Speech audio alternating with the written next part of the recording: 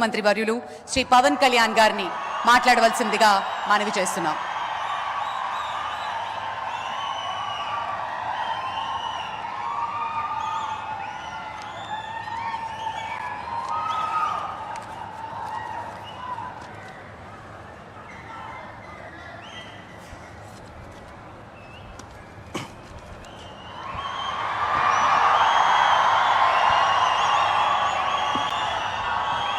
ఒక సదుద్దేశం, ఒక సదాశయం లేకుండా ఒకరు కన్యాకుమారి నుంచి కశ్మీర్ వరకు నడిచిన అది ఒక నిరర్ధకమైన నడకగా చరిత్రలో మిగిలిపోతుంది. కానీ ఒక సదాశయంతో, ఒక సత్సంకల్పంతో ఇంకొకరు కన్యాకుమారి నుంచి కశ్మీర్ వరకు ప్రజలందరితో మమేకమై వారందరినీ ఏకతాటిపైన నడిపిస్తే అది ఆత్మనిర్భర భారత్ అవుతుంది. అదే కన్యాకుమారి నుంచి కశ్మీర్ వరకు ప్రజలకి వారి పరిసరాల శుభ్రత యొక్క బాధ్యతను తెలియజేస్తే అది స్వచ్ఛ భారత్ అవుతుంది. అదే కన్యాకుమారి నుంచి కశ్మీర్ వరకు ప్రజల గుండెల్లో దేశభక్తి, ధైర్య సాహసాలతో నింపితే అది పటిష్టమైన, బలిష్టమైన భారతం అవుతుంది. అది ఒక రోజున అఖండ భారతం అయి తీరుతుంది. ఒక బలమైన భారత్ కోసం, ఒక దృఢమైన దేశం కోసం, జగత్తంతా వసుదైక కుటుంబం అనే భావన కోసం 4.5 దశాబ్దాలుగా పరిశ్రమిస్తూ ఆ దారిలో ఎదుర్కొన్న ప్రతి పరాజయాన్ని, పడ్డ ప్రతి అవమానాన్ని నవ్వుతూ స్వీకరిస్తూ వాటినే విజయాలకి ఇంధనంగా వాడుకుంటూ దేశాన్ని అభివృద్ధి పథంలో నడిపిస్తూ భారతదేశాన్ని ప్రపంచంలోనే 3వ బలమైన ఆర్థిక వ్యవస్థగా తీర్చిదిద్దేలా నడిపిస్తున్న మన ప్రియతమ ప్రధాని, మన గౌరవ ప్రధాని శ్రీ నరేంద్ర మోదీ గారికి నా తరపున 5 కోట్ల మంది ఆంధ్రప్రదేశ్ ప్రజల తరపున నా హృదయపూర్వక నమస్కారాలు.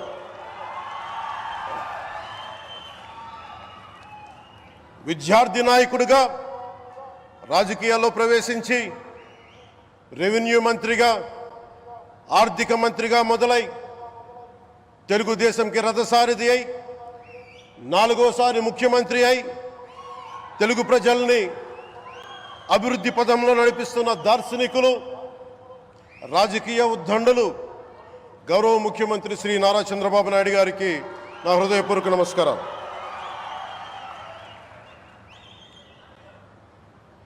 తోటి మంత్రివర్గ సహచరులైన ప్రతి ఒక్కరికి, నారా లోకేష్ గారికి, ఎన్డీఏ కూటమి శాసనసభ్యులకి, నాయకులకి, బీజేపీ నాయకులందరికీ పేరు పేరున నా నమస్కారాలు. కార్యకర్తలకి నా హృదయపూర్వక నమస్కారాలు. బీజేపీ నాయకురాలు శ్రీమతి పురంధేశ్వరి గారికి నా హృదయపూర్వక నమస్కారాలు. మా ఎన్డీఏ కూటమికి 164 అసెంబ్లీ స్థానాలు, 21 మంది పార్లమెంట్ సభ్యులనిచ్చి మమ్మల్ని వారి విలువైన ఓటుతో వేసి గెలిచిన ప్రతి ఒక్కరికి ఆడపడుచులకి, అక్క చెల్లెలకి, పెద్దలకి, పిన్నలకి, యువతులకి, యువకులకి పేరు పేరున నా హృదయపూర్వక నమస్కారాలు. ప్రజలు ఎన్డీఏ ప్రభుత్వాన్ని నమ్మారు, నిలబడ్డారు.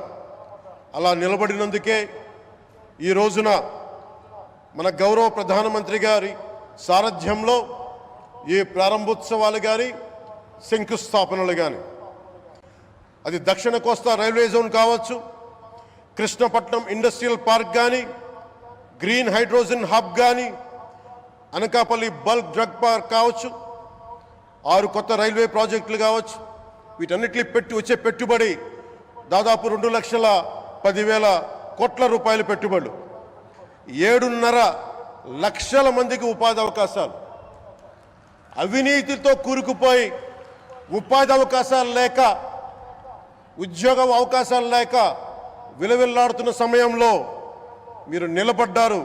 అందుకే ఈ రోజున ఈ 2 లక్షల పైచిలుకు పెట్టుబడితో 7.5 లక్షల ఉపాధి అవకాశాలు లభించి మనందరికీ ఇచ్చినందుకు మనస్ఫూర్తిగా ప్రధానమంత్రి శ్రీ నరేంద్ర మోదీ గారికి చేతులెత్తి నమస్కరిస్తున్నాం. ఇవి కాకుండా కొత్త హైవేల నిర్మాణం, విస్తరణ, అలాగే అమరావతి రాజధానికి పెట్టుబడులు, పోలవరంకి నిధులు, 15th ఫైనాన్స్ కమిషన్ నిధులు కానీ, జల్ జీవన్ మిషన్ కోసం ప్రతి ఇంటికి నీరు, రక్షిత మంచినీరు రావాలి ఆయన ఆకాంక్ష, ఆయన ఆశయం. మనకు గంట కాదు 24 గంటలు రావాలని పడ్డ తపన ప్రధానమంత్రి గారిది. వీటన్నిటికీ చేయగలుగుతున్నాం, ముందు ప్రారంభించామంటే మీరు మా మీద పెట్టిన భరోసా, మా మీద పెట్టిన నమ్మకం, గౌరవ ప్రధానమంత్రి గారి మీద మీరు చూపించిన నమ్మకం. ఈ రోజున అది 2 లక్షల పైచిలుకు పెట్టుబడులుగా ఇక్కడికి వచ్చింది. ఎక్కడో మన మారుమూల గ్రామాల్లో 70 సంవత్సరాల పాలనలో గ్రామాలకి రోడ్డు లేదు. ప్రధానమంత్రి సడక్ యోజన కింద ఈ రోజున మనం మారుమూల గిరిజన గ్రామాల్లో కూడా రోడ్లు వేయగలుగుతున్నామంటే దానికి ముందుండి మాకు వెన్నుతట్టి మాకు నిధులు సమకూరుస్తుంది నరేంద్ర మోదీ గారు. భారతం అభివృద్ధి పదంలో ఎందుకు చేశారు ఇవన్నీ అంటే, భారతదేశం అన్ని రాజ్యాలు, అన్ని రాష్ట్రాలు ఏ ఒక్కరు కూడా అభివృద్ధిలో వెనకపడకూడదు. అది మనకి తెలంగాణ కావచ్చు, ఆంధ్రప్రదేశ్ కావచ్చు, ఆంధ్రప్రదేశ్లోని ఉత్తరాంధ్ర, రాయలసీమ, మనకి కోస్తాంధ్ర కావచ్చు, ఎక్కడా కూడా ఏ ప్రాంతం కూడా వెనుకపడకూడదు. అభివృద్ధిలో అందరికీ సమాన వాటా ఉండాలని చెప్పే ఈరోజు ఇన్ని పెట్టుబడులు. ఈ మోదీ గారి సంకల్పానికి, సహకారానికి, ఆయన గైడెన్స్కి మనస్ఫూర్తిగా నా కృతజ్ఞతలు.